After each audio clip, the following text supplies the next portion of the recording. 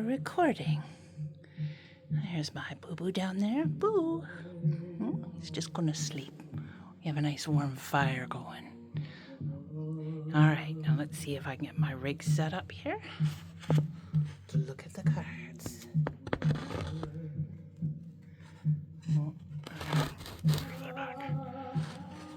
Alright. Okay.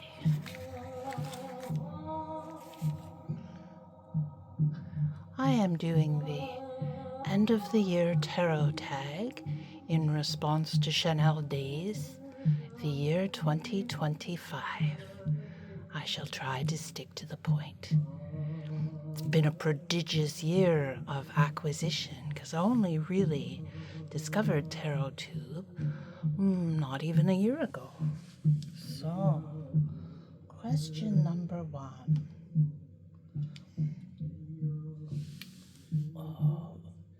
The deck I enjoyed using most this year.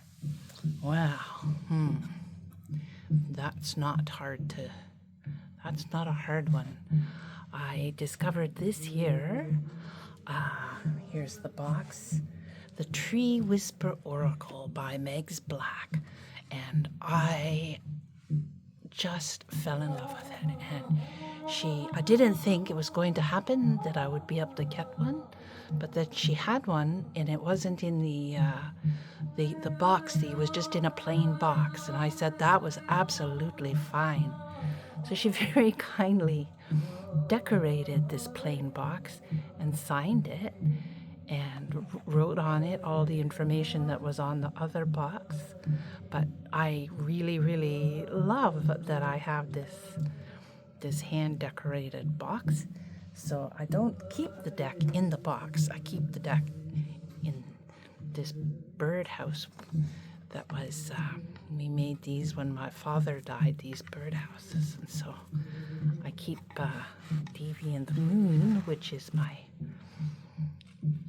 old friend, in there. And I keep the Tree Whisper Oracle in there as well, wrapped up. I keep getting these little bags. Mostly I keep my decks in their boxes, but there are the Tree Whisper Oracle is double bagged in here and wrapped up in one of my father's handkerchiefs, which looks a little dirty but isn't actually, is stained. It's a very thin old handkerchief and it's clean but stained by years of hard work. The Tree Whisper Oracle.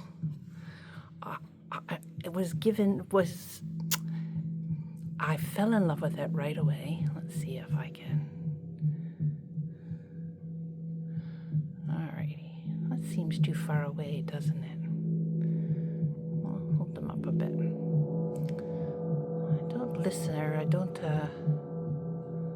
I'm still not very good at making tarot videos. Okay, here we go. We'll just sort of go through them. So, I have the Tree Whisper Oracle because I think that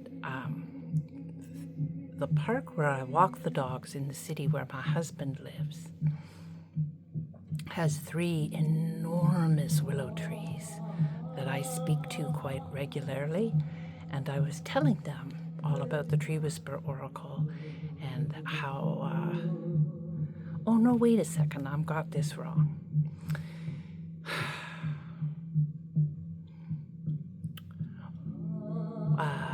My life, for as long as I can remember, revolves around magic, and as an adult, I have studied it extensively. I wouldn't say I'm any kind of I guess I am a bit of an expert, but not in any, I don't have a doctorate in religious studies or anything like that, but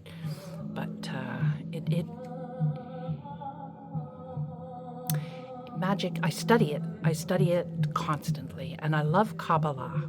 So I had been studying Kabbalah, and I sometimes get a wee bit impatient with 2 things primarily: sexism, and that's history, or the patriarchy and what have you, And the other thing is the denigration of the earthly plane, of elementals and the natural world, and the domination of the celestial, and that magic is some sort of superior magic exists beyond the mortal realms. And I don't deny that there is magic existing beyond the mortal realms exactly.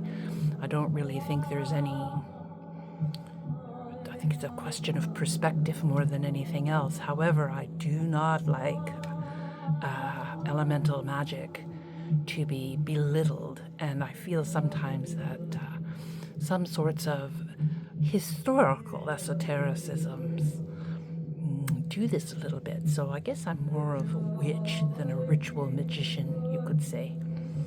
And yes, elementals in particular are extremely important to me. Anyhow, I was talking this over with these willow trees, my grievances about Kabbalah, and it wasn't long after that I went home after talking to them and the dogs having their walk, and I was on the computer. I spent a great deal of time on the computer. Kind of. It's sort of just always in the background. And that was right after that I saw the Tree Whisper Oracle.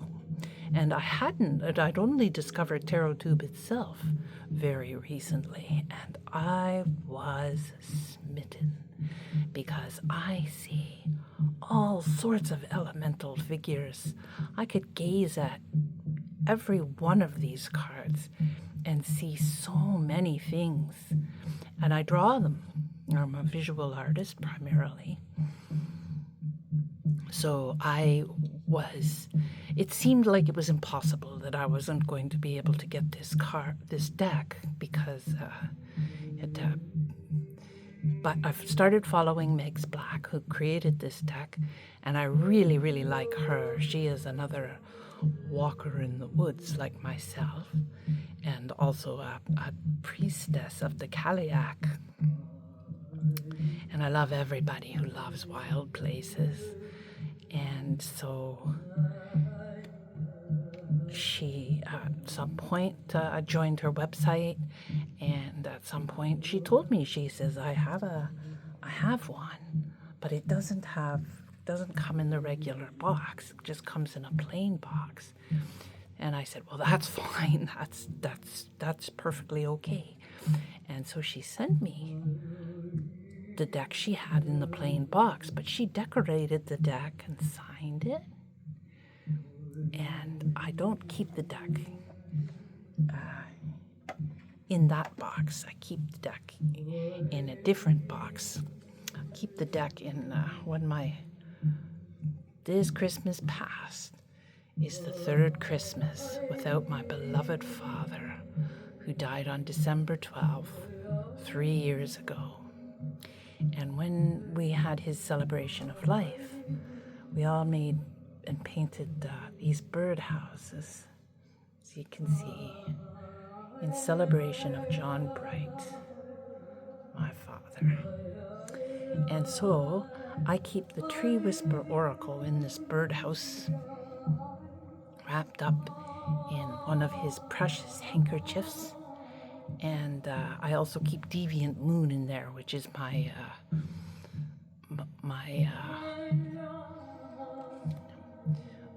the deck I use most familiarly, my oldest deck. So this whole past year has been a year of prodigious acquisition of tarot decks, and I have gotten quite a few because, I didn't realize there were so many out there. I've been reading tarot cards for a very, very long time. Rider-Waite-Smith tarot cards. I can read Marseille. I can read playing cards, but the RWSs is sort of my. I'm very, very familiar with the RWS, and so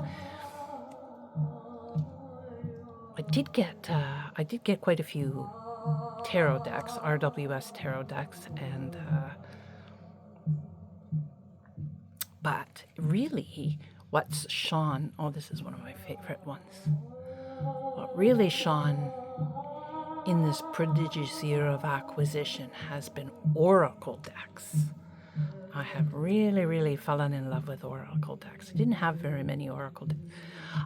I only had one deck for most of my fortune-telling career, and I just thought that that was sort of the way it was. There wasn't a huge selection of tarot decks available. My first tarot deck was the Aquarian Tarot, and I went into the world's biggest bookstore in Toronto way back when, and I think there was probably only about 5 available, 5 different kinds of tarot decks in the biggest bookstore in Toronto. So things have very dramatically changed since I first started reading tarot decks and tarot cards. And when I learned to read tarot cards, you pretty much read them for divination. They had more esoteric meanings then as well. I was a card-carrying Wiccan in my young adulthood, and so I learned all sorts of things. And so I had a couple of tarot decks. I had the Brian Froud's Fairy Oracle, and I had a Celtic Tree Oracle, and runes, Nordic runes. I had a set of them, and that was it. That was all I had for almost 50 years. Not quite, but almost. And just never thought about it. I thought we just have one tarot deck. When my daughter got to be of a certain age, I knew then, actually, I got a second tarot deck because my Aquarian tarot deck wore out. Like, literally wore out. So when I bought my daughter her first tarot deck. Oh, anyhow, we're getting away from the subject. And I am terrible for that. I am a major digressor. So that was definitely the Tree Whisper Oracle has its own collection of tarot decks now. Maybe we'll talk about that in a little while. We'll move on to the second question, which is most recent acquisitions. Well, I did get some for Christmas, just 2 actually, and they're perfectly good tarot decks. But then I got these 2 just today. I was actually commenting on oh my good, with a Z. I was watching an end of the year tarot tag. Forgive me, I've forgotten her first. Something with a Z that didn't have a Z in it, which I thought was strange. Anyhow, she had just got a Dream Song Oracle because she saw it on Chanel Day's end of year tag, and that's why I got it too. I watched Chanel Day's end of year tag. Now, it had been on my Amazon wish list for quite some time because I have never met a digital collage deck I didn't like. This one is by Catherine Wells Stein, and I have all of Catherine Wells Stein's decks now because I love her digital art. But her digital art, I think she finds all of it, whereas this Dream Song Oracle, kind of like Shadow Keepers maybe. I believe that this artist, there's been digital manipulation, but she's digitally manipulating her own artwork, I'm pretty sure, and her own photography, which I don't have the same strong objections to digital art that, oh, well, I guess it isn't really digital art that people object to, but AI-generated art. That I don't know how I feel about. I can't deny there are some AI-generated decks that I really, really love. I'm not sure, but I don't really know enough about a computer art to tell for sure whether something, how it's been made. But I do know this is digital collage because way back when the internet was in its infancy, one of the very first, what prompted me to learn how to use Photoshop was an artist named Beth Conklin, and she did digital art. So I do recognize digital manipulated art very easily because I really, really loved her art. All right. Shall we? We won't look at either of these because I think that probably they've been seen. They've been seen a lot. They're neither of them new decks, and I love them both very dearly. Well, maybe we'll just look at a couple of the Dream Song Oracle because I do love them so much. I'm not really in a hurry either. This is likely going to be a long video. I don't really make short videos. Oh, another thing about the Dream Song Oracle that might be worthy of mention is Angie Sullins. Angie Sullins. So I suspect what happened, the explosion in popularity of tarot cards, perhaps it happened during the pandemic, I don't know, but it could very well have something to do. I know that affirmation, and this has been a huge change. When I first learned to read tarot cards, it was mostly about divination. Most people, that's what they want. You read their cards, and I have read cards professionally. I don't do it all the time. Sometimes I get tired of doing it, but I certainly have done it. And everybody wanted divination, and that was, I knew, the Jungian applications of it and all of that, but and found that actually more interesting. But it's so anyhow, a big difference between cards available and the intentionality of reading cards are decks written where the guidebook is written by a person like Angie Sullins, who I have a kind of a I'm going to say queasy affection for, and I don't mean that to be derogatory. It's just, I don't know. I have a odd, perhaps misanthropic, atavistic response to things that are too optimistic or affirmative. It makes me suspicious. But for some reason, I quite like Angie Sullins. I find it a wee bit embarrassing that I do, but I can't deny it.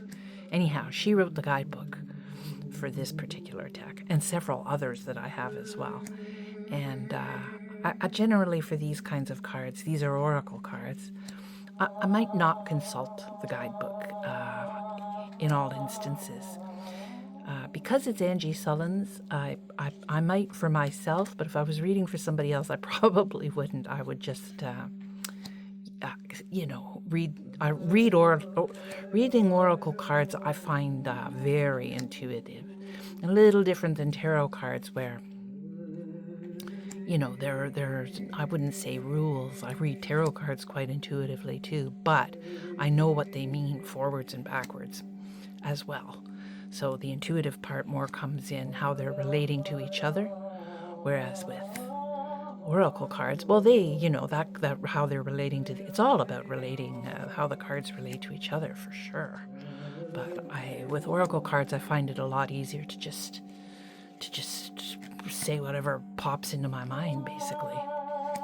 And I really, really love to pair oracle cards with tarot decks or other oracle cards. This one definitely will join the Tree Whisper Oracle family. And the tarot deck I like best to pair with the Tree Whisper Oracle. Oh, there are several, but I really love the, I think it's called the Shadow Keepers. That's the other one that, like this, the artist has probably Oh, well, in the other one, this artist has probably used digital manipulation to some degree, but this is definitely her own artwork. And same with the Shadow Keepers, she has created her own artwork and then used digitally manipulated her own artwork. And there's something about that. I would love to do it myself, most likely, is what the appeal to that is. And I do know how to use Photoshop, but right now I don't have a proper computer. I really just have a notebook, so anything like that's going to have to wait. But my own artistic leanings are pretty old school. I still draw in a sketchbook. I still write in cursive, and don't really want to change any of that.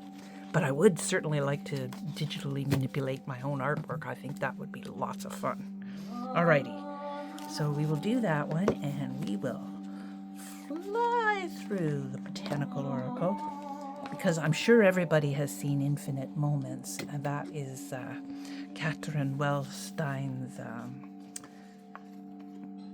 very beautiful tarot,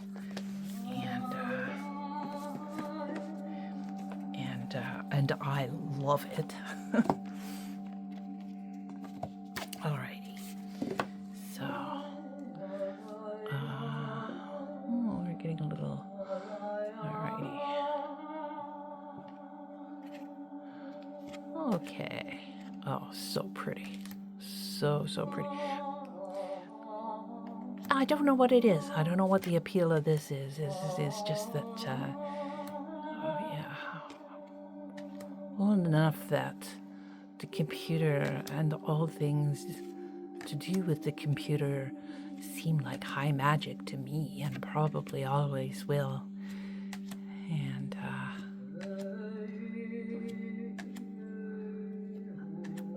a lot of these are signed, which I think is charming. And I certainly, so these are not AI generated. This is, to me, this is 100% valid as artwork. AI generated, I'm not really, I think I have one deck that, and I love it, but it is odd. It is very strange, and it doesn't particularly, AI's understanding of tarot creation is, well, I think it still needs a human collaborator, but I don't know. I don't even know for sure that deck is completely computer generated. I also have a shadow deck that I really love that was computer generated, but I'm pretty sure there was human involvement, and that's Air Ethereal. And yes, my husband has a beautiful one done by the magician. It was a Kickstarter one by the magician Marcus Katz, and it's a gorgeous thing. But it is definitely computer generated. You can tell. I love Midjourney. I sort of consider Midjourney another artist, and I know it steals artwork from, you know, human artists, but I don't know. I mean, when I was learning to be an artist myself, we were assigned, we had to copy artists, other, you know, famous dead artists, quite routinely. So, copying live ones, oh well. Favorite deck pairing? Ho ho ho. Well, as I've already said, let's see, the Tree Whisperer Oracle. I put the Tree Whisperer Oracle away, and but I do have here, or do I? Maybe I didn't bring them down. Oh, yes, I did. Okay.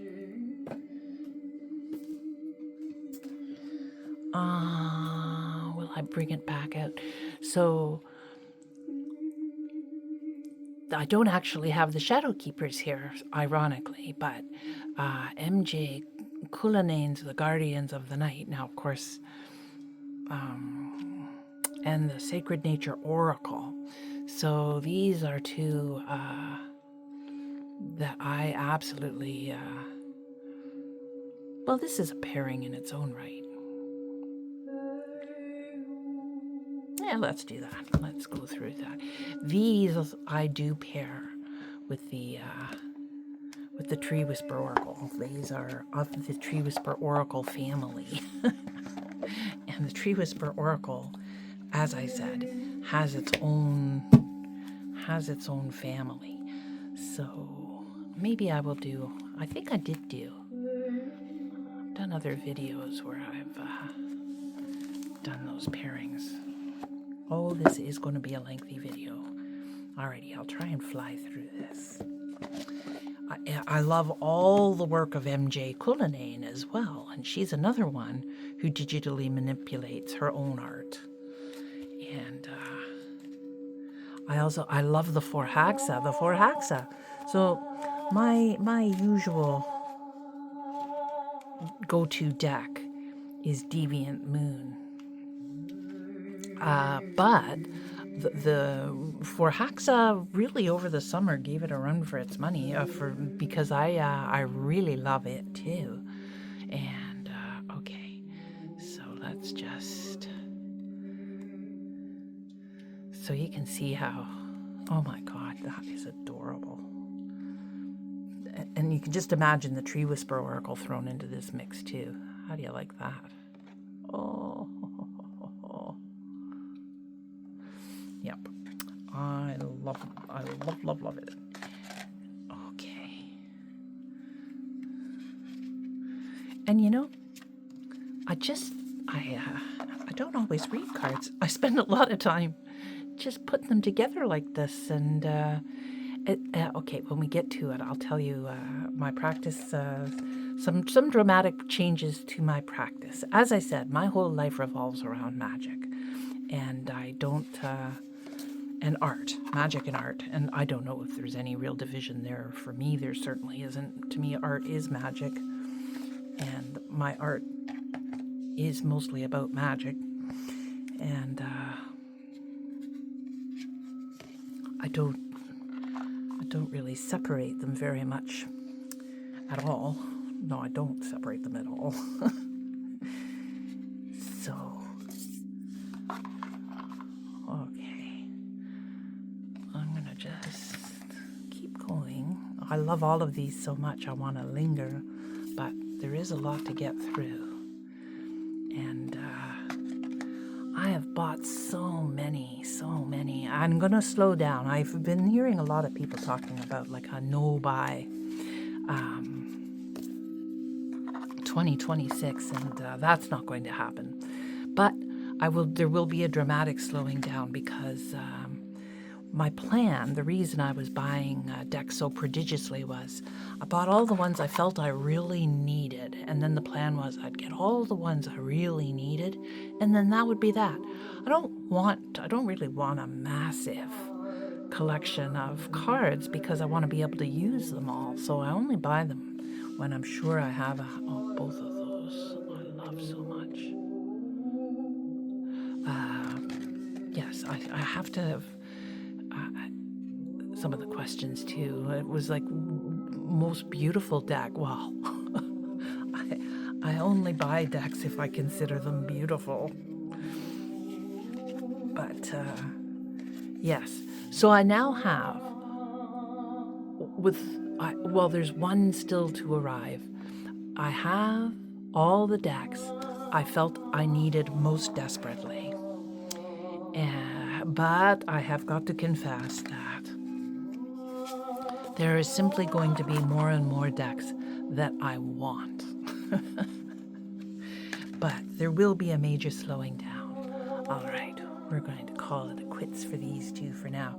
So these, because this isn't actually, these are my favorite pairings, some of my favorite pairings for the Tree Whisper Oracle, which is, I'm mentioning, gets honorable. This is sort of like an honorable mention because the Tree Whisper Oracle is the deck that I most enjoyed working with this year. That is true, so that is why I've shown these pairings in particular. And as I said, it's just a small sample of the Tree Whisper Oracle family of cards. The pairing I love most has got to do with, as I've said, I really, really love. Okay, favorite deck pairing. Okay, I guess this is my favorite deck pairing. So as I've said, I really, really love digital collage.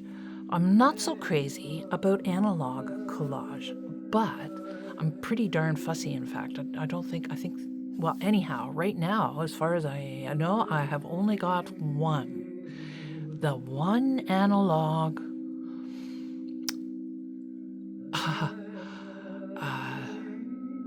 deck that I have is an oracle, not a tarot deck, by Tierra May.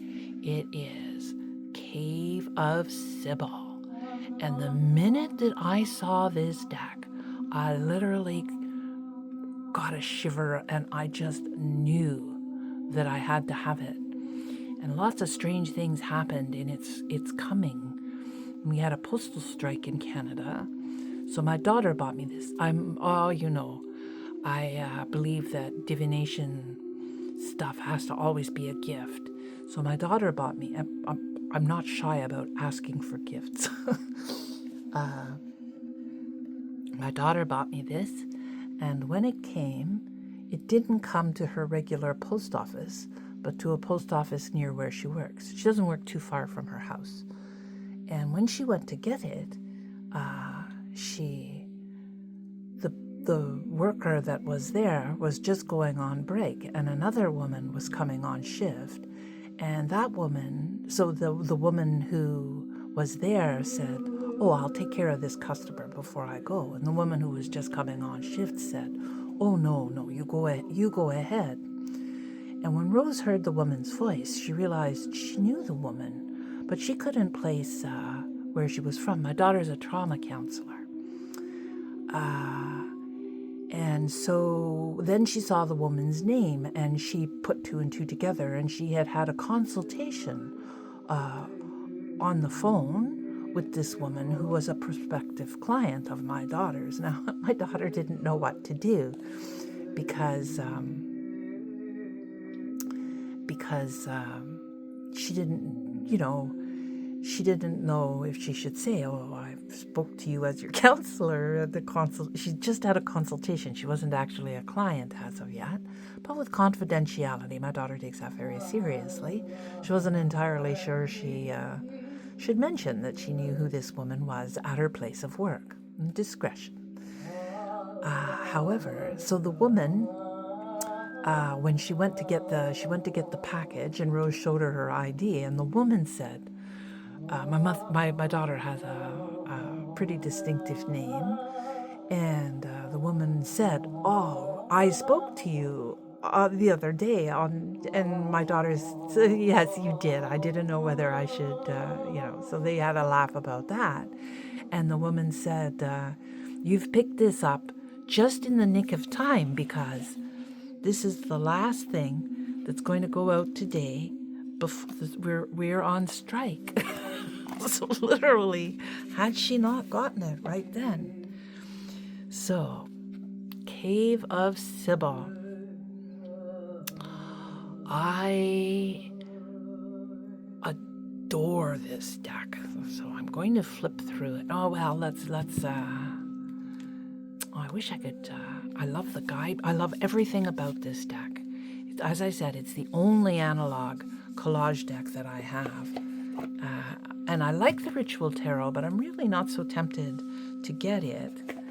All right, let's see if I can bring these decks up a little higher. I can't lower my camera because it's I just have it stuck on a board. All right, let's see. Move that over a wee bit. Okay. It is powerful magic. Now, I have another deck that was one that I absolutely had to have when I first saw it.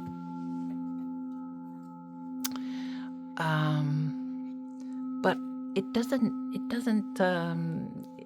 has a guidebook. It's a Rider-Waite-Smith deck. It's a shadow deck, Tarot Obscuro. I love the images. and I love it with the Cave of Sybil. So it's sort of a work in progress because I'm rewriting the guidebook for myself for Tarot Obscuro. There's nothing wrong with the guidebook. It's like a PDF guidebook, and it's perfectly fine. But it just isn't. It isn't doesn't suit my purposes as well as one that I will write myself. I'm writing the most desperately dark shadow version of it that I can. I hope you can see these, because now Cave of Sybil also has its own family of cards too, like the Tree Whisper Oracle. So I really love Cave of Sybil as well. And one of those is the Hieronymus Bosch Tarot, which is great with it. I have a sort of, not the Byzantine tarot, but a sort of Russian golden tarot that, yeah, that's a pretty recent. Anyway, it also has quite a few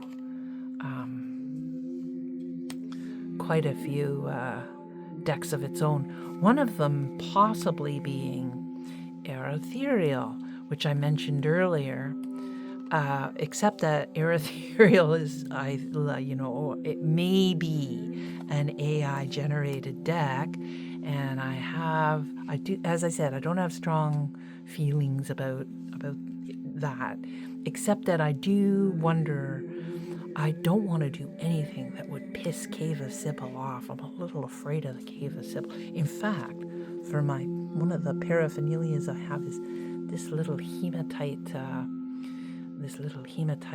Chinese dragon, which is actually I gave it to my husband, but I have borrowed it back to be a companion to Cave of Sybil,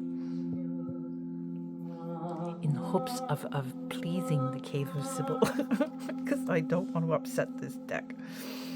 It is a powerful deck. So I don't know if it would be disrespectful to pair it with a computer-generated deck, but I do believe I'll try it and see how I feel about it, see how it feels about it. Oh, look at this. This is possibly my very favorite Five of Wands. Look at that. What a brilliant concept that is. You know, to be at odds with your own hand. Anyhow, it's a very powerful elemental magic. I understand I love Kabbalah, don't get me wrong, and I understand tarot very much through Kabbalah. However, I was looking for a much more elemental practice, and I have found some wondrous artworks in doing so. So this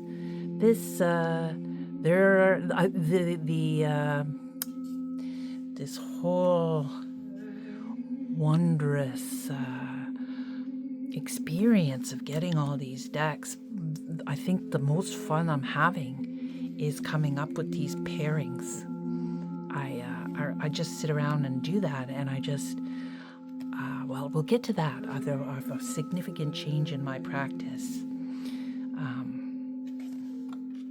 As I say, the Rider-Waite-Smith, I know so well. I'm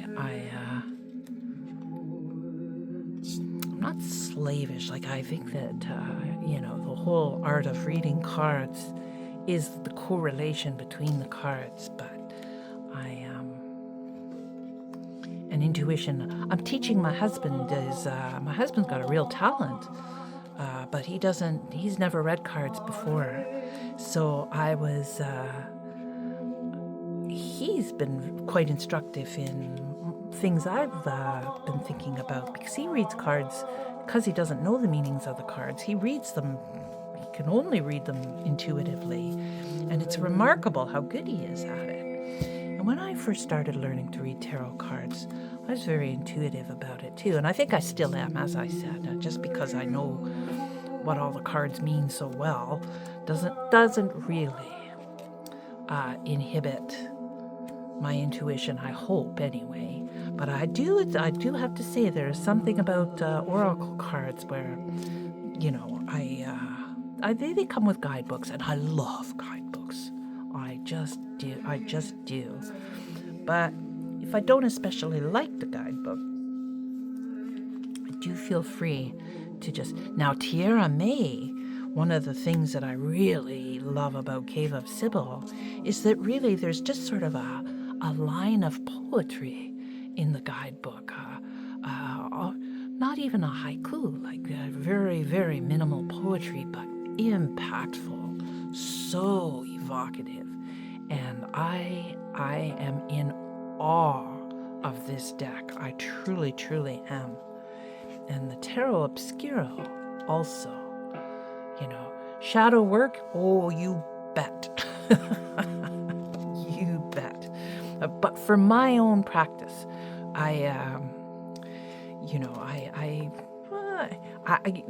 for a long time, I really only read cards for myself twice a year, on my birthday and on New Year's Eve. But now I don't really read cards for myself exactly, but I have been using them for, I guess, meditation, perhaps,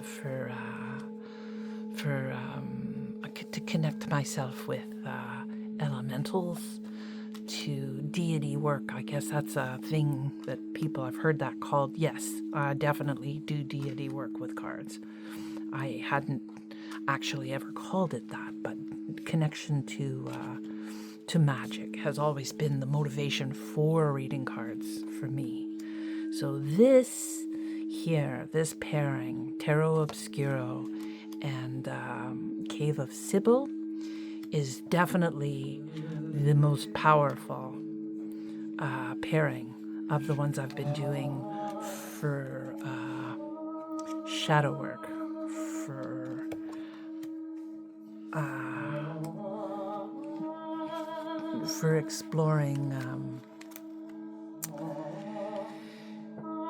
exploring dangerous places, I guess. Shall we go through? We'll go.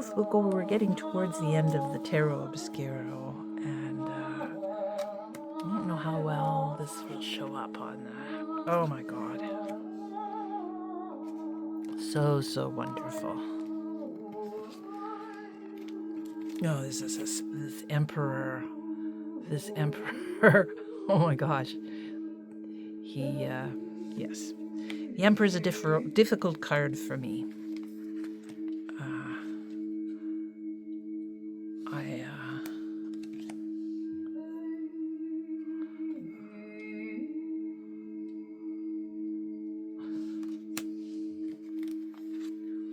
I struggle with finding aspects of power that are beneficent, kind of. I have a real problem with hierarchy. I'm a little bit, what is that word, where don't take to authority all that well. There is an actual word for it. And whatever that word is, definitely applies to me.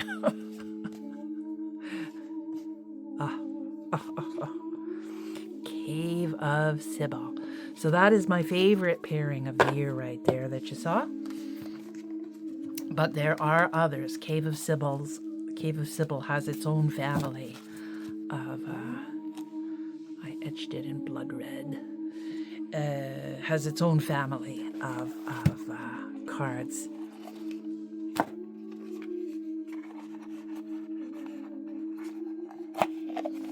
All of which work really well with it. Oh, sorry about that. And I have quite a ritual involved in reading cards with tarot, with the Cave of Sybil especially. Alrighty, what's our next thing?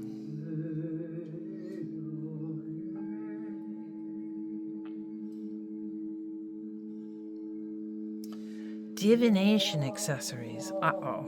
Okay. Well, I'm going to have to... as I said, my entire existence revolves around magic.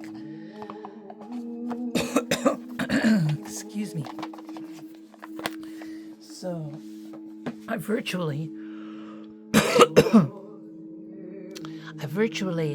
have a lifetime of accumulating esoteric accoutrement. Let's see now. My phone is pretty much just taped to a board. And in order to move it, I have to tape. Okay, that's good. So, I'm just showing you the most recent or the most habitually used. So in the background, I don't have it lit right now, is a candle holder, that was made by somebody and bought for me by my daughter. So it is handmade. We got it at a craft show, and it was made by somebody. So I work in ceramic sometimes, and this was made by somebody who works at the same studio that I worked at, and there was a lot of people. I can't remember. Maybe I might have actually known the person who made this at one time, but I can't remember now. However, it was made from the same collective that I belong to. We all used the same kiln. It was a beautiful, beautiful studio called Cedar Ridge. It was an old Victorian mansion that the coach house had been turned into a pottery studio. These are all quartz crystals that were a gift I got recently. I bought them myself with money that was given to me by somebody I love very much. So this one right here I already had. But all these other ones, the little town where my sister and mother live, there is a family of rockhounds there, and only twice a year they have a show. So that's why there's so many of them. Actually, there's more that I don't have, little palm stones that I got, but these quartz crystals, oh my God. And that is a amethyst sphere. I can't remember, chevron pattern amethyst. My sister thinks it looks like owl feathers, as do I. Anyway, I just got one of those, but I did get several quartz because I really, really love them. And the next show is in March. Oh, okay, so there's those. I showed you the little hematite dragon. And then behind there is a bottle of perfume that I use. I spray my cloth before the cards are down. I have these two little brass bells here that I habitually use.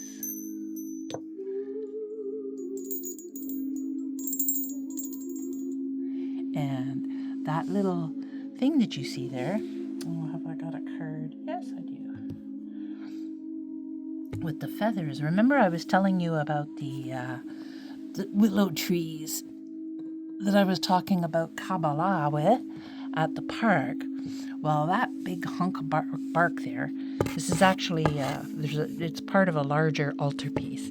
But that hunk of bark with the seagull feathers are from the park. That's the bark from my willow sisters that I talk to all the time there. And that is a card stand. It's for the Tree Whisper Oracle, but other cards can be there as well. And those seagull feathers were found in that park, and I just kind of affixed them into the bark. And that is a card stand. And I have a much huger a huge limb fell off one of the willow sisters. And I really wanted to get some wood to carve something from the willow wood, but it was a huge limb, and there weren't any pieces that I could take home easily. And then before you know it, the city had cleaned it all up, and yeah, that was a great tragedy. But I did get a big hunk of bark. And so that is and there I have. So when I started doing shadow work with the new decks, I started finding hagstones. And I had been looking for hagstones religiously. I live right beside a river, so I'm always looking at them. And so I started finding, I have quite a few now. And I always, before I read the cards, I look at them through the hagstone. And it kind of spotlights them, and I don't know, I really love hagstones. And I feel like the cards have made me have given me the gift of finding them, because I have found several, whereas before working with, it was Tarot Obscuro and Air Ethereal that I was working with. And both times, right after work, for the first time I worked with Air Ethereal, I walked down to the river, and I wasn't even I'm always looking for hagstones, but I wasn't particularly looking for hagstones. And that was Air Ethereal, and I found one. Just there it was, right in front of me. And then, when I was working with Tarot Obscuro for the first time, I went over to the place where I walk the dogs most often, and there's a magic island over there that I always stand there and look at. And I was standing there looking at the magic island right after working on the Tarot Obscuro, and I looked down, and there in the water was a hagstone. That's that one. So that one is a very special one that I just showed you. That's the one I use most often for the cards, because it's that's a whole other story. Okay, let's see if we can get this back to where it needs to be to look at the cards. Okay, all right.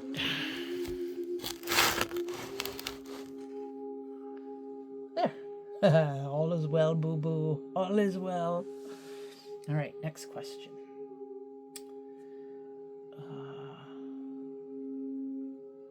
Great card backs. Oh, well, that's convenient. So this one that I put on this is the Magic Hours Tarot. Another collage deck.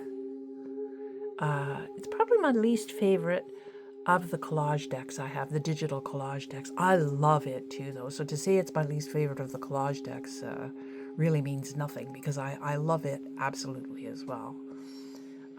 And the reason is I don't especially like the suit additives, like the swords and everything are kind of transparent. I don't know, but they really have gorgeous backs. I love the backs of these. How beautiful is that?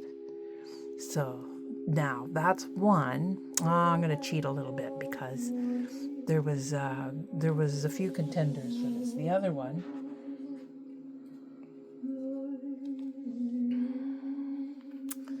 is also, you see I'm slipping collage decks in here left, right, and center. This is almost like an analog collage deck. It's a very old school digital collage. And I think that probably the author intends this to be pronounced Boadicea's Tarot. But I'm Irish, and this character to me is Boudica's Tarot. So even though it's spelt Boadicea, the character that it's representing, it is Boudica. And it has awesome backs. I love the backs of these cards here. Aren't they beautiful? And there was others too. There was that was a hard call. So I think these are my favorite backs right here. These are lovely. These are really lovely. And when putting out a spread with mixed oracle and tarot, I find that how the backs look together is surprisingly important to me. I don't care all that much. Like, it's not a make or break it thing for me if I don't like the backs. I have my favorite pairing for Deviant Moon is a Jungian deck. And I love the cards, but I really do not like the backs. And it irks me when I lay the cards out, but it doesn't matter, because when they're face up, I love it so much. But it does irk me when I don't like the back of the cards. It's not a deal breaker for me, but I can't say I'm indifferent to it. That's for sure. This Boudica's Tarot is also an awesome, awesome digital collage deck. Yeah, I have yet to meet a digital collage deck I didn't like. I like them all. All right. Card backs.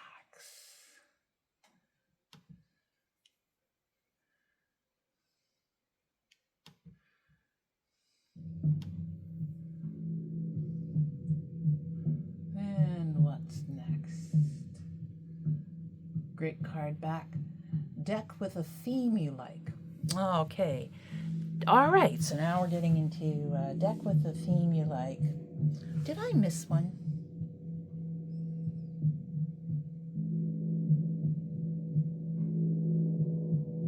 Yes, I did.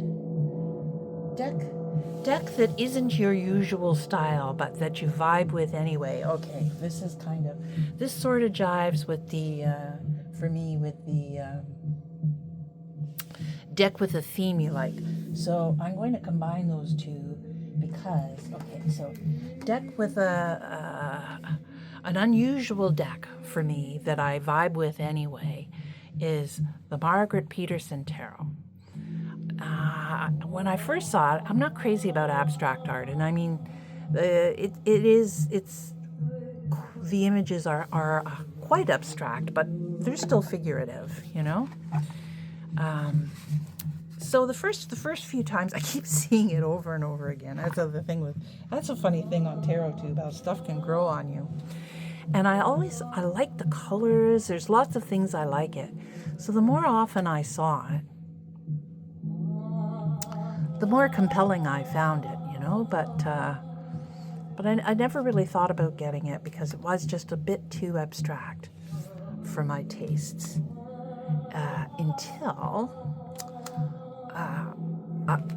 Okay, the music we're listening to right now, you may have noticed, is by the artist of these next decks. Oh my God. Soul Cards 1 and 2. Soul Cards 1 and 2 by Deborah Koff Chapman, who I really admire. I love the technique involved in making this. I watched her being interviewed by Simon on the Hermit's Cave, and I started following her, and what an interesting artist and person she is. And it's her music, it's her we're listening to right now doing the kind of sound bath type music. And yes, so Deborah Koff Chapin is the author of these cards, and the musician that we're listening to right now. And I love to listen to her. I listen to all kinds of stuff when I'm reading cards, but it has to be without words. Now she's singing, and usually I wouldn't like that. I would usually prefer just wind chimes I love, or dripping water, or something very, very organic. But I really, really love her vocalizations, and so it was this again. It's been the year of the Oracle. Now she says these aren't. There is no guidebook for the soul cards, as I'm sure everybody knows that. If anybody watches this, these are not new, and they are. But I really did want them. I wanted them quite a lot, and so at some point, seeing the Margaret Peterson deck, I thought, you know what? I think that the Margaret Peterson cards will look totally awesome with the Margaret Peterson Tarot. And okay, there's another question that I can kind of combine here. I don't have my glasses on, stupidly. I got everything prepared except for that. I'm having a little trouble reading the questions. Oh, here, I can reach them. This will help.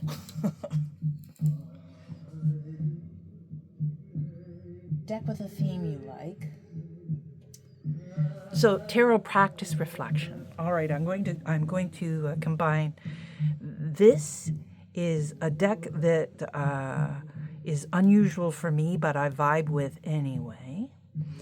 The soul cards have a theme that I like, and my practice reflection is that I've come to feel that I don't want to. I'm going to read cards for myself in a different way. I don't want to have, I want to eliminate as much as possible words. Maybe poetry is okay.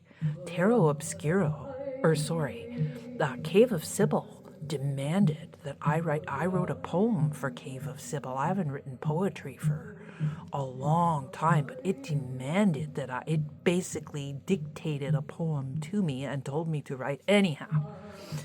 So poetry might be okay. Poetry, if these readings, so I'm going to just kind of flip through these as we're talking.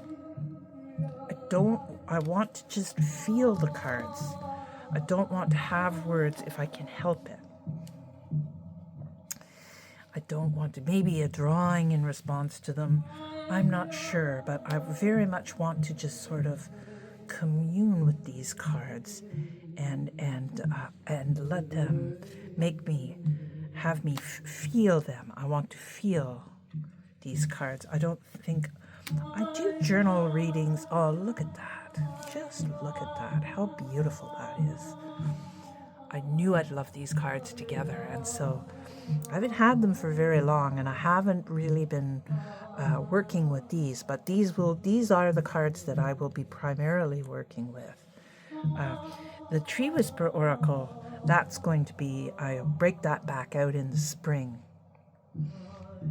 This is my winter practice, is to feel the cards, and this is a practice for myself.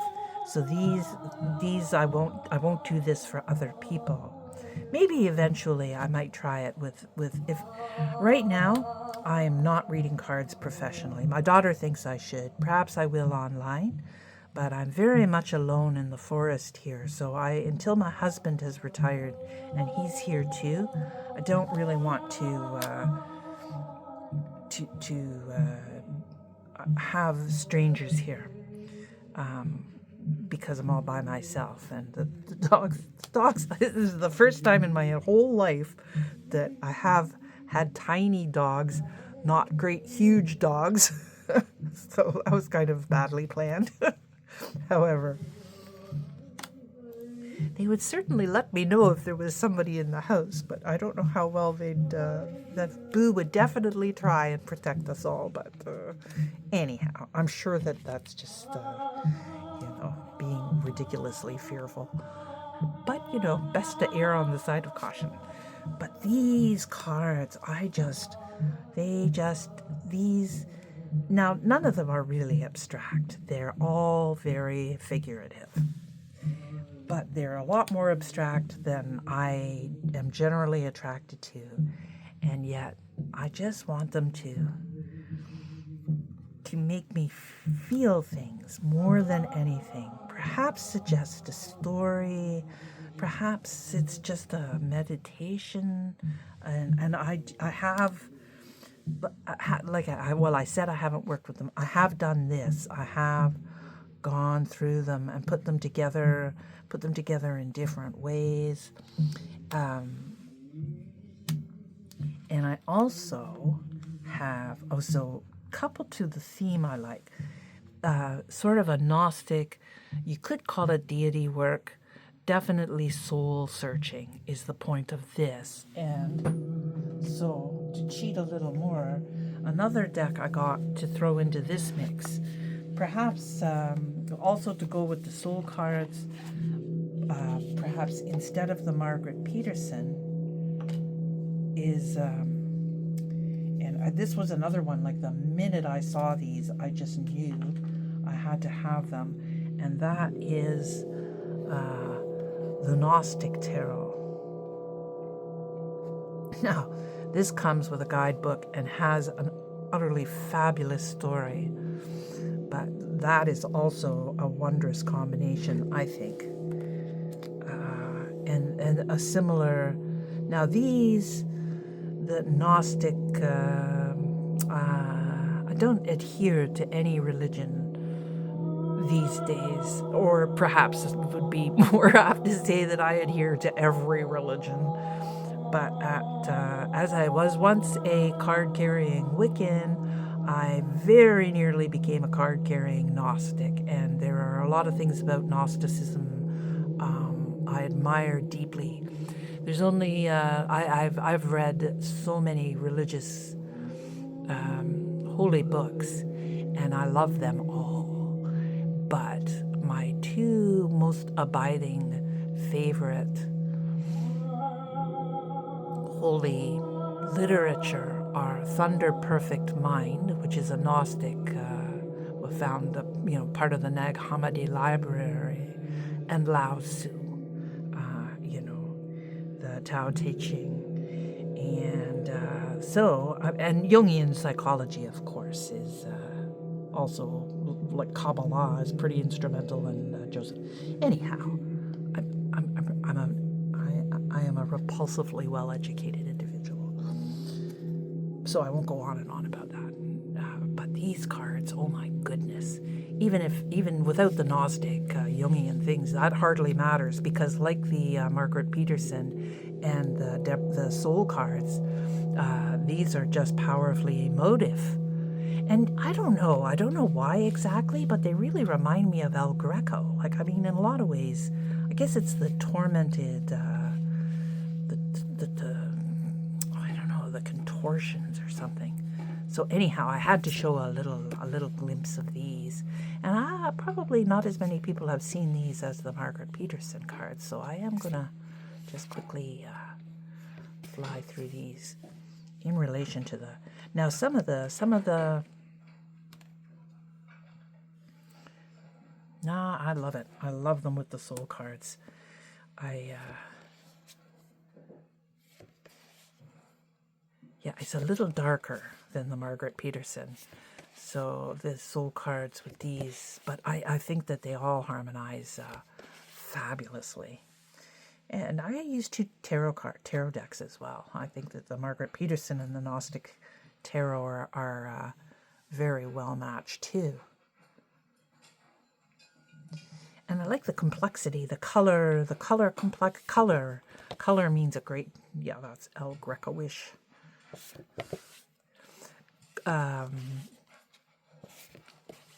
Color is hugely important to me.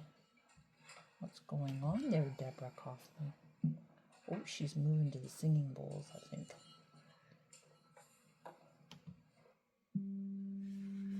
I have a set of singing bowls too. I'm certainly not the musician Deborah Chapin is, but I do like to play around with music, and as I said, all things esoteric is not so much is my way of life. All right. So that killed 3 birds with 1 stone. That was a deck with themes I like, the Gnostic Tarot and the soul cards. Deborah Chapin travels around the world to religious conferences and does her touch drawings at them, which I just think is, yeah, I love her. I admire her profoundly.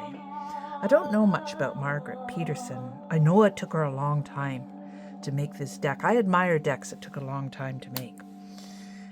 These don't take that long to make, but they they're kind of a way of life for Deborah Chapin, and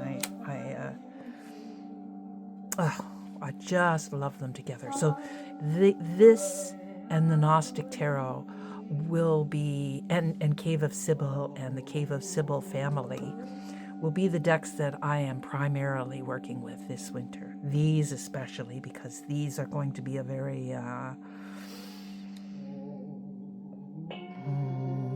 very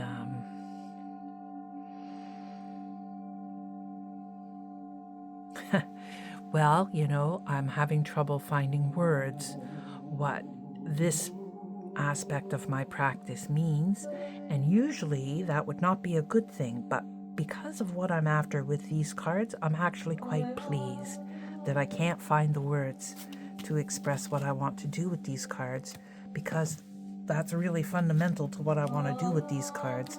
Is I want to feel them. I don't so much want to have a conversation with them as the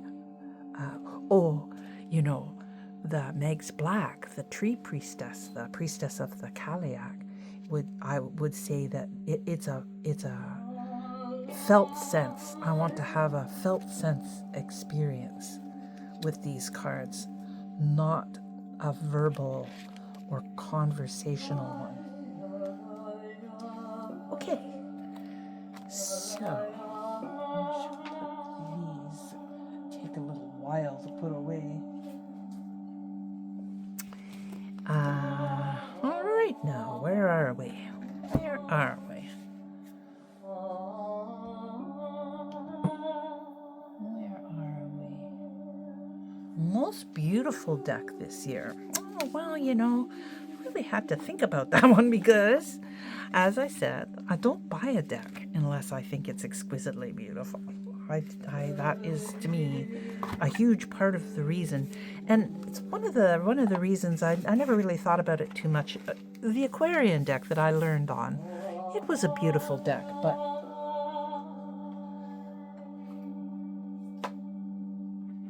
it didn't play that big a role. As I said, there wasn't really, when I learned to read tarot, here's another really important, I do journal. I don't always write down readings. I mean, I read cards a lot, and so I don't write everything down, but this is a cover, and a small black hardback sketchbook fits in there, and I anything to do with tarot I write down in here. So sometimes I write down spreads.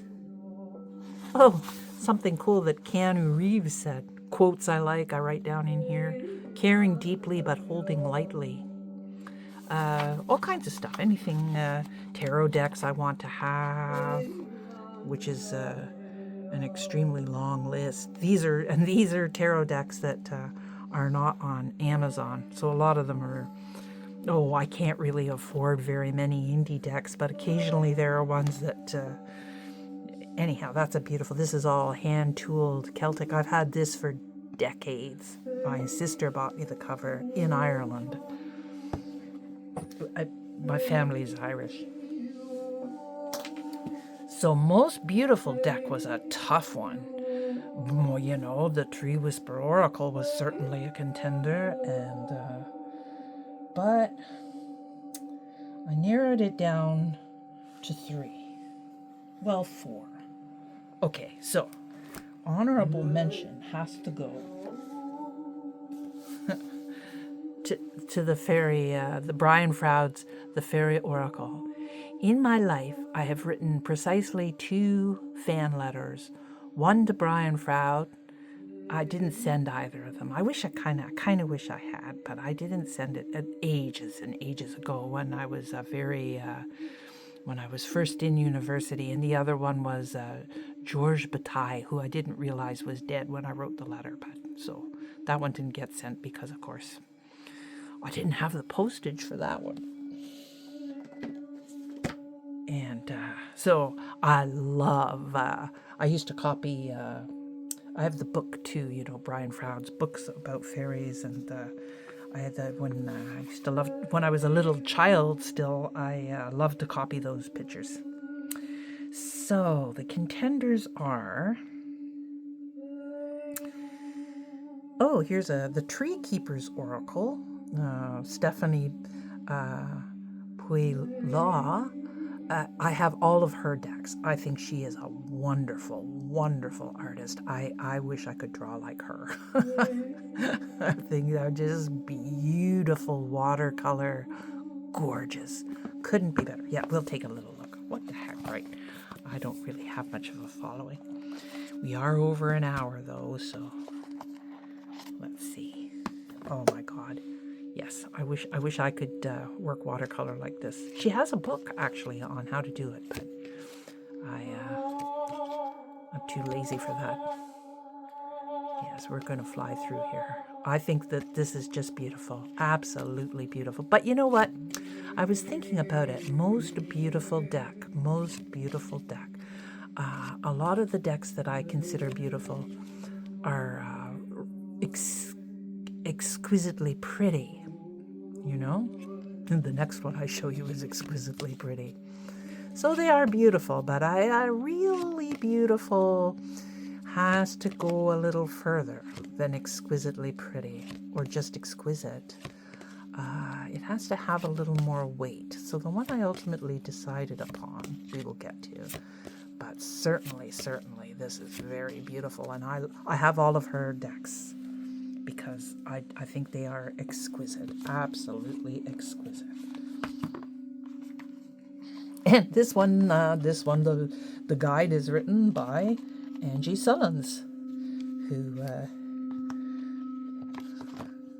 whose cheerfulness I find oddly tolerable. Okay, this next one is Kraina Marie. Kraina Marie. Excuse me for butchering that. Is Ukrainian, I'm quite sure. This was also a contender for Beautiful Back. And I think this is an exquisite deck. I think it is so beautiful. And I'm writing a guidebook for this one too. This is a Rider-Waite deck. That's the back. Oh. I'm writing a guidebook for this one too, and I am using nursery rhymes wherever I feel that they're applicable. And when there aren't any that are applicable, I am making up rhymes, and it's going to be a rhyming. This is sort of an inner child deck for me, I guess. And it is, this is my all-time. I picked this card out to show. This is my all-time favorite Seven of Wands card. I just love the look on this little character's face. It's like that is a Seven of Wands expression if ever there was one. And yes, we will kind of fly through these. That's the Fool. King of Wands. Pentacles, Queen of Cups, the King of Cups, maybe we'll come, Page of Cups, perhaps we'll come across the King of Cups here. For him, Old King Cole. He makes me think of Old King Cole. Not all King of Cups make me think of Old King Cole, but in this deck they really, really do. So this was a serious... Now, one of the reasons that it isn't the most beautiful is because it's pretty lighthearted. It is a little wee bit edgy, I suppose. There's the devil. I just absolutely adore it. And I really do think it is extremely beautiful. And initially it was the one that sprung to mind first for most beautiful. Oh my God, the Six of Wands I also love. Oh my God. Oh, these are so pretty, so pretty. And this is I got this on Etsy, and it was another one I didn't think I was going to be able to get it. It was out. There weren't any when I first saw it. I couldn't get one, but then they became available, and I think they're available right now on Etsy.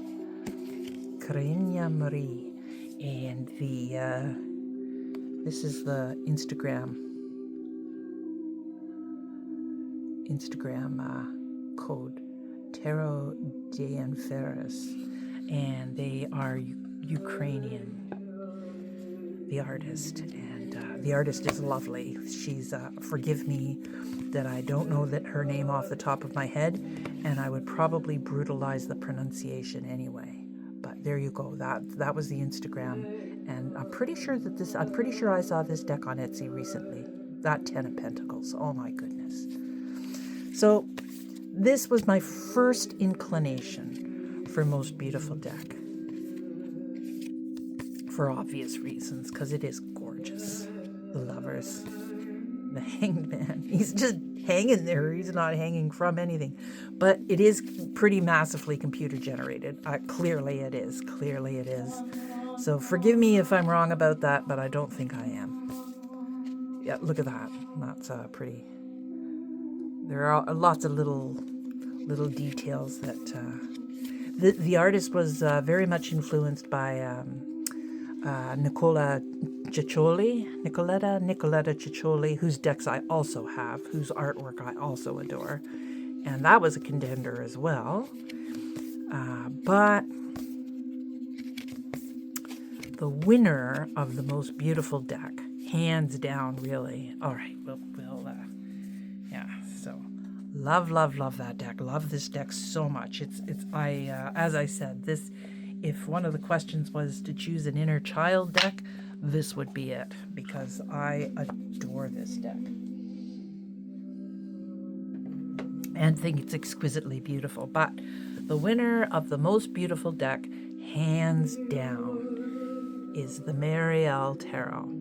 Now, this is I don't really know how to read this deck yet. This is a very Kabbalah-based deck, and on YouTube is a channel called Sanskrit Blue, and she did a really excellent deep dive into the Marielle. Now, this was going to be my winter project, studying the Marielle, and it may still be, because it could be. I need something to study, and the Marguerite Peterson soul card practice is sort of freeing, whereas this would be actual hardcore studying. So I also have, at ridiculous cost, my husband bought me a sealed version of the first edition, which, because I had to have those cards, the Hierophant especially, the Marielle Hierophant. First edition Hierophant was just exactly what I feel about the Hierophant. So this one is open. Let's get it open. And very beautiful as well. I like the alternate cards just fine. I like this deck is borderless. Everything about I've read all of Marie White's blogs that are still available. I am so sorry that I didn't know about this deck when it first came out, so that I could follow along with all of the. But this deck, I want to savor learning this deck with all the Kabbalistic interpretations, and it took Marie White 10 years to paint this deck. These are paintings. And when I saw this deck, I said to my husband, I said, I wouldn't, if I had to have just one tarot deck, I would be hard pressed to choose between this and Deviant Moon. A Deviant Moon, it's like my best friend, you know what I mean? But this deck is like the best teacher I've ever seen for Kabbalah. This is an elemental understanding, a sensitivity of Kabbalah, and I think that, of course, I'm never going to have to give up Deviant Moon. I'm never going to have to just have one tarot deck, but this deck satisfies everything that I want out of a tarot deck, and it rectifies Kabbalah for me, which is so hugely important. I really, really instantly relate to her understanding, and she is a Kabbalah scholar, so that was I can't say enough about the Marielle, and I think it is on top of all of that, on top of all of the esoteric scholarship inherent in this deck and the elemental resonance that I immediately felt from it, I just think it is exquisitely beautiful on top of all of that, that this is just a wondrous piece of work in every single way. I love that my Chinese astrological sign is the tiger, and there's tigers in this. And these wolves are a spirit animal that I have a relationship with. There's just everything in this deck. I was just mesmerized. And the Sanskrit blue deep dive into this, I appreciate so powerfully. Oh, there's one. Yeah, the big cats in this deck. I am a real animal person. And then everything, the whole way this deck is set up, I find it, as I said, it just satisfies me on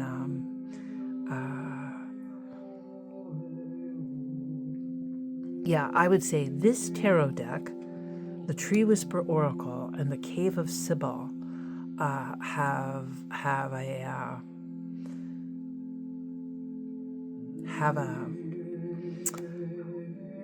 really, really reached something in my soul.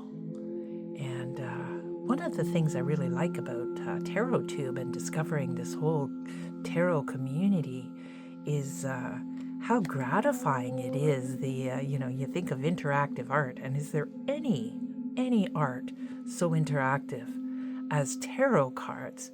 Lots of people call them she and things like that, which I find, oh, look at that. Just look at that death card. Oh, yes. Oh my God. Temperance. Oh, my all-time favorite temperance card. There it is. So we're going to put this card aside because one of the later questions is, to draw a card. I have a card. Where did I put it? I had the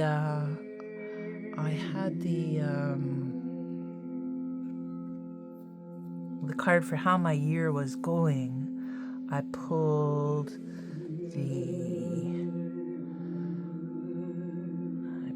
the Pentacles card. I pulled the Five of Pentacles for how this year has been. I'm still mourning my father so painfully, and I'm here by myself. Well, I'm not here by myself. I have Boo and Nadia, our dogs, and Aura, Mukam, and Beron Semidi, our cats. So I'm far from alone. But I am often without human companionship for days and days. And so, yes, the Five of Pentacles. And it's been very, it was going to be the Eight of Cups because I've very much walked away from my old life. But anyhow, an energy I'd like to bring into the new year would be this Temperance card. I don't think of temperance as representing moderation. To me, temperance is more a paradox card where you blend like water and wine, the perfection of mixing two disparate things together to arrive at a synthesis, the perfecting each of the component. The whole is greater than the sum of its parts type of thing. I think of temperance. Anyhow, to get on with the most beautiful deck of all ever is hands down the Marielle. It's not nearly as pretty as Krainya Marie, which means something like dreamland or fantasyland. But it has that power, that power that beauty has to have. Other things are beautiful that are pretty, or things that are exquisite are beautiful. But beauty is a strength. This was one of my all-time favorite hermit cards. Look at that. I just love that so much. And she's disappeared. I can't find anything to do with Marie White anywhere I look online, which just adds to the... I wear the feather of Matt on a chain around my neck, a little silver one, as does my best friend, because, of course, to be light of heart, to be... there was a movie, An Unbearable Lightness of Being, and that I seek that in my life. An unbearable lightness of being, the feather of Matt. Oh, the Lovers. I got another all-time favorite Lovers card. This deck just blows my mind entirely. And this is the revised Hierophant. And this is a softer, gentler Hierophant. This is, yes, this is a teacher card. And the Hierophant, I understand, is a teacher card, but I've mentioned my adversarial, to me, the original, oh my God, the Emperor. Look at this crafty devil. That like the Whore of Babylon is, now of course Babylon, well anyway, so thought-provoking. Lovely, lovely Empress, very beautiful, very, I like that she has the Eve, a whole basket of apples. Oh, I love Marie White. I wish she was, she's a brilliant, brilliant artist. She's so good, I'm not even envious, as I am like Stephanie Puy-Monlaw, who I would dearly love to be able to paint like. I am envious of her talent, but this Marie White's abilities are so far beyond. I don't even envy her talent. I'm just so in awe of this deck. Oh my God, the Fool with those butterflies. And there is a lot of nudity, and I know the nudity, the full frontal male. How amusing that the full frontal male is so much more shocking than the full frontal female somehow. The angels in this, and angels are another whole thing that I won't get into right now because there just isn't time, but this deck just has it all. It just has it all. Oh, brilliant. Genius. This Three of Swords, I really like this is another alternate card that is different in the first edition. I like both. Four of Swords, that's a fascinating one. Yes, all these cards, oh, there's another really beautiful Five of Swords. Oh my God. That's a tricky one though, eh? When you think of Five of Swords. Yeah, definitely a deck for study. Another Angel Tiferet card. Six of Swords, sixes. Oh, wonderful. Just so wonderful. I want to show every single one of them. But I'm going to get lost. This card actually, this Eight of Swords, it's fine. That's all. Just fine. The Sanskrit blue does have a good explanation, but I was, this one and the Three of Cups. The Three of Cups, I like it, but the only two cards in the deck that I'm even very slightly disappointed in are those two. This one here, the Eight of Swords, and the Three of Cups. I understand the Three of Cups and why it is the way it is, but yeah, it's small potatoes, small criticism, not really criticism at all. Just really all it is that they don't just blow me away like virtually every other card does.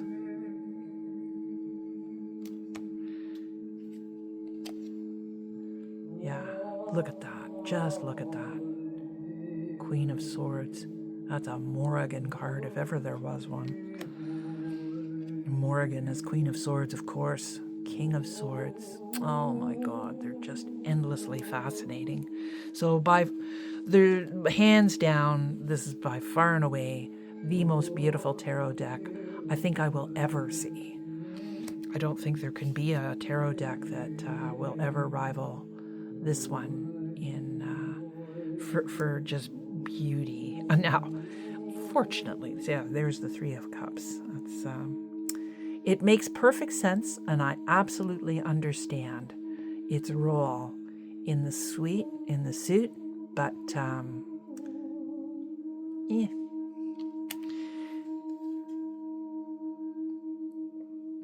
So beautiful. So beautiful. Yeah, here we go. There's a Five of Cups. Makes perfect sense. It all does, but I love, love, love the Six of Cups, however. But again, you think Six of Cups, nostalgia. I think all the sixes are angels, I'm pretty sure. So there's definitely having a background in Kabbalah is makes these cards make a lot more sense if you read them. Not so much from. I mean, the RWS is Kabbalistic. It absolutely is, but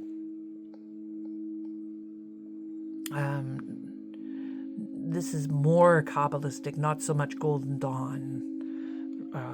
Not the Golden Dawn interpretation necessarily. Perhaps more Thoth, like I don't know the Thoth system. I know a lot about Aleister Crowley. I know a lot about ritual magic. But yeah, I expect that the Thoth tarot, Crowley's interpretation of Kabbalah might be closer to this, but yeah, I'm going to, as I said, I am saving this to savor it. And one day I will open the first edition and use it, but I'm going to learn that one because it is so incredibly, I won't ever be able to replace that one. I should get a second copy of this second edition so that I can just,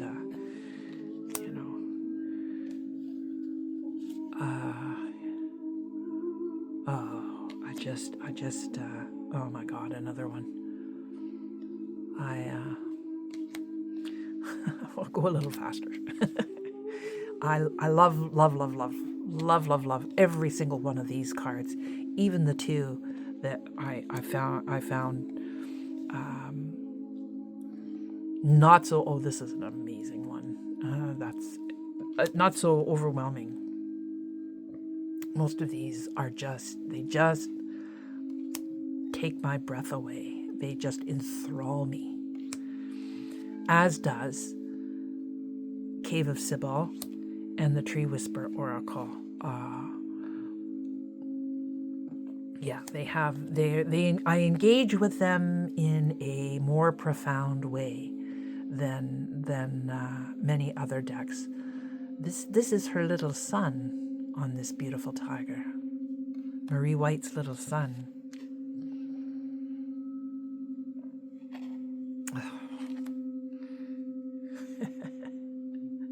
All right. So, most beautiful deck, the Marielle.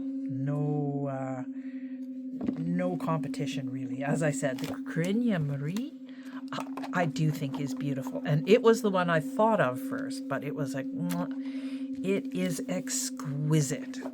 But beautiful, the most beautiful, needs to be more than exquisitely pretty. It has to have much as I have difficulties with authority, it has to have gravitas, I suppose.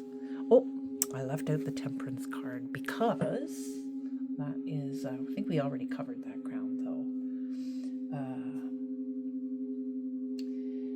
though. Deck you wish existed.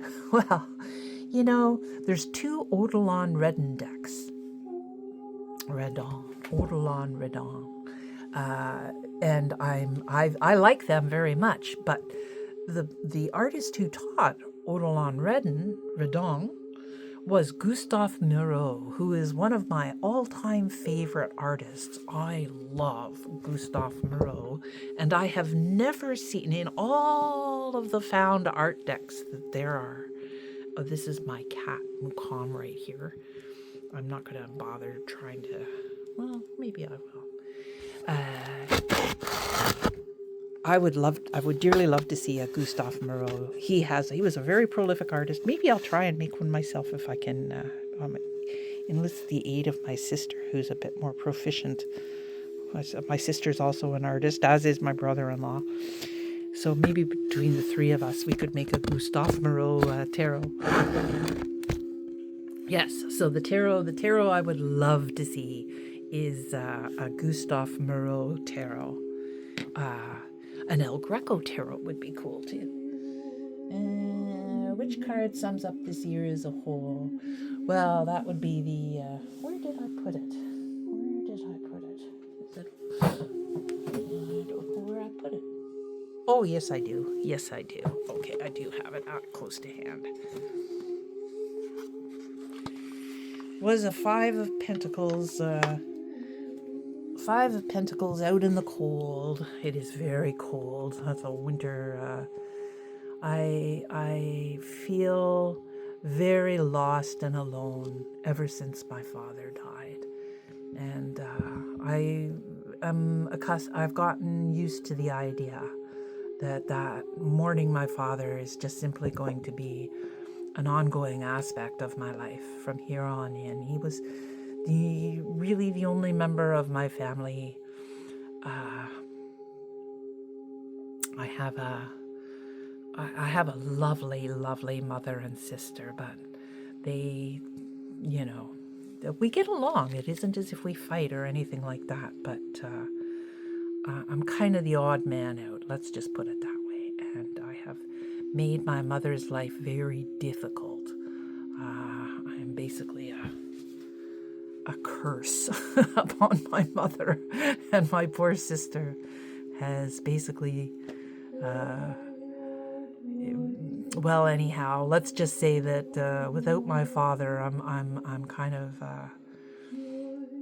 I feel a tremendous sense of displacement. I live in this house that he loved so much, and that makes me feel very close to him, but a little bit haunted, a little bit Eight of Cups was my first thought, that I've walked away from the life I knew, and but I've left a lot of things behind. I haven't been doing much art. I've been drawing a little bit, but I haven't had any major creative projects. The Temperance, so I have to somehow reconcile this. I want more.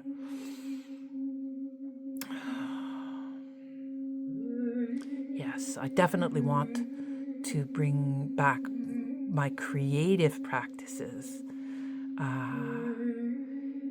And if I am out in the cold, if I, I have to find the elements to bring that into some sort of something. Yeah. A little lost, a little out in the cold, a little fearful for sure, afraid, lonely, all those kinds of things. But as I said, I'm really not alone. I love the animals are wonderful company. I really like being alone. So that's, it isn't the hardship I sometimes I sometimes experience. I'm very, very well suited to keeping myself entertained, that's for sure. Okay, so pull a card for the new year. Well, we did that. That's the Temperance card. And I didn't pull it, but it was it literally leaped out of the deck, didn't it? You were there. So I think I've covered everything. That is the 2025 end of the year tarot tag in response to Chanel Days, and I have thoroughly enjoyed everybody's that I've seen. And I don't know how many people will see this. I basically make these things for myself, I guess. It's the closest thing I have to communicating with other people is TarotTube right now. And grateful I am for that. Well, that's it for now. Goodbye.